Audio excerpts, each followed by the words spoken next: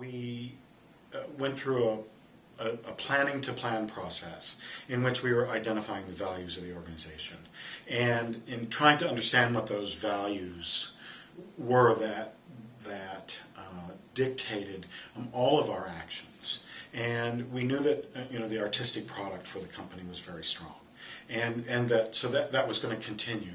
But we also knew that education was a huge part of, but it was an underground part of what we were. So when we went through this planning to plan process, education rose to the top for us. And we really began to understand more clearly what was informing our decision process.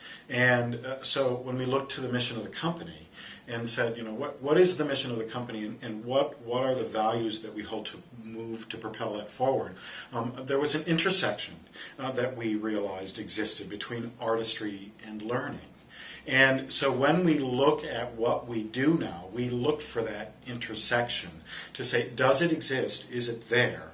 Where is the convergence, so to speak? And that is what must propel us forward in that effort. The biggest strategy that we have is that we've stopped our traditional method of short-term planning completely. And in fact, we are pushing our planning process to a more long-term process. In theater, because we are a playmaking organization, it is the basis of who we are and what we do. So the traditional method of planning in theater is to always leave a door open for something new that might come along so that you can grab a hold of it. And we've decided that, the door that will be left open is a project that we've decided to abandon because it is not fulfilling the needs of the institution, and that all of the projects that we do are actually long-term projects. So we are now planning. We've developed a portfolio of projects. We're no longer doing seasons. We're no longer planning seasons. We are adopting fiscal budgets, but it's all based on the portfolio of projects that we have, so that each project has a learning goal, an artistry goal.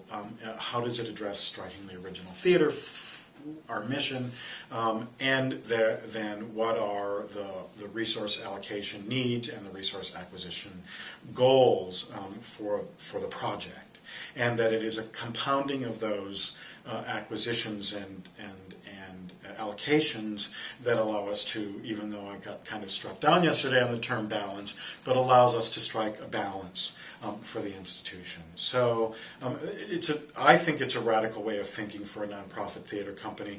At the same time, people say, what's different? You're still producing plays, and yes, it's what we do. We're not changing that, but we are changing the way that we approach that process.